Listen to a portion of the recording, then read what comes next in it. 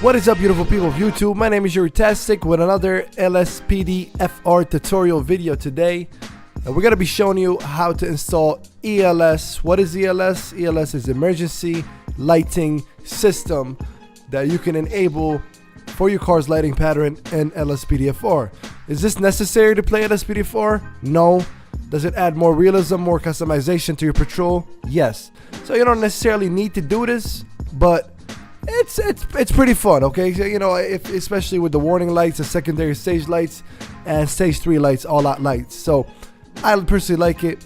That's why we're doing this tutorial as part of the LSPDFR tutorial, which by the way, we got many more videos over there you can check out after this one is done. So how to search for it is you go to the LSPDFR website, you go to mods, and then you go to plugins. You can search for it in a search box. Doesn't always work.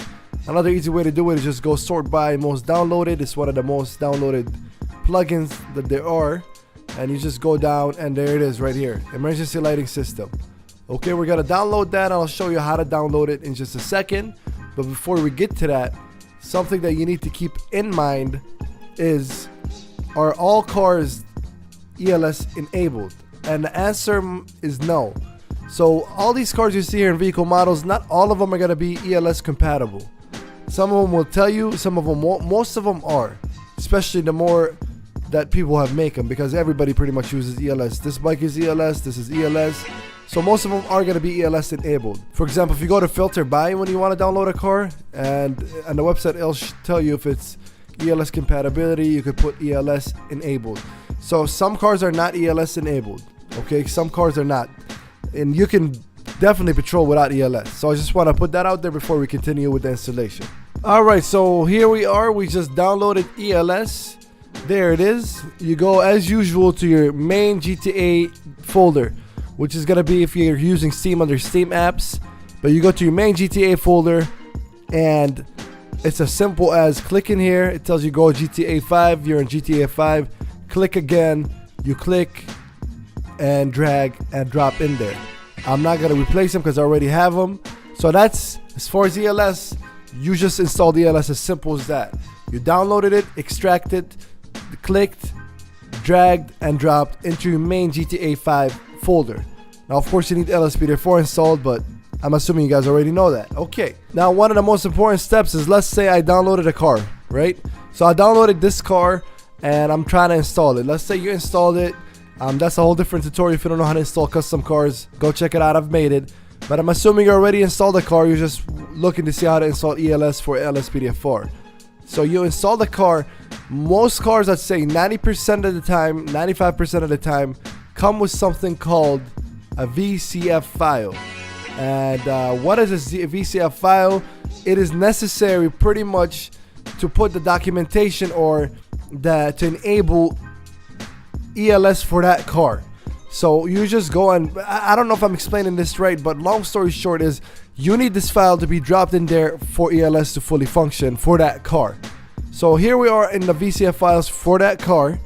Then you go to your ELS in your GTA 5 folder, click here, and you click and drop them here. Once again, I'll do it for you even though I already did it. So you simply click and drop in there.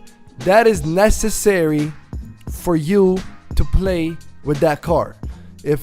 Because by default, what's gonna happen is your ELS file in your GTA 5 folder is gonna look blank like this right here. It's not gonna have any of these things.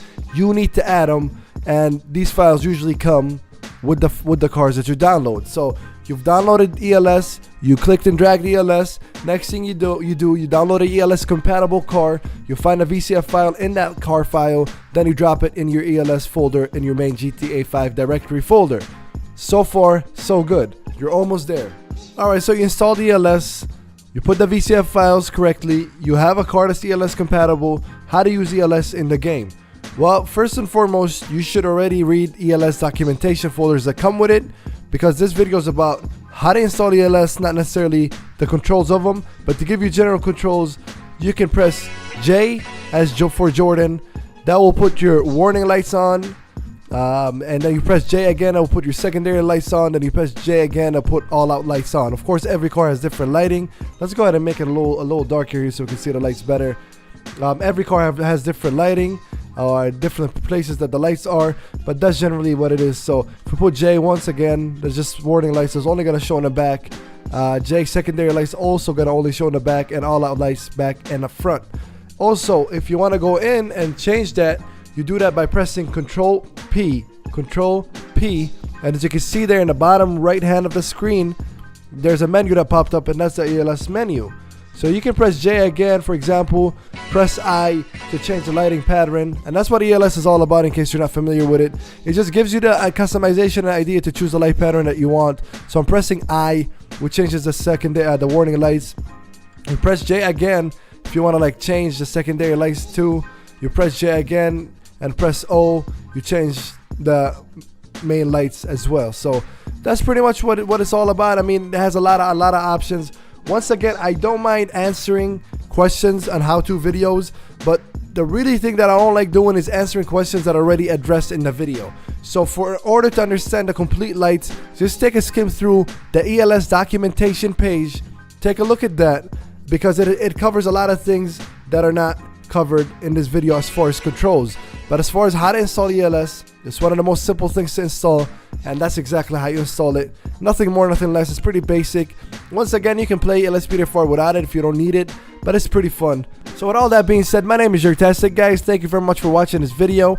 If you want to see more of my LSPDFR tutorial guide, make sure you wait till the end of this video where I'll put the playlist for that. And if you want to see my LSPDFR videos, make sure you wait till the end of the video where you can also watch that as well. If this video has helped you in any way, please hit the like button, comment if you have any questions that were not covered in this video, and make sure you subscribe for more videos like that. My name is Untitled, and I am out.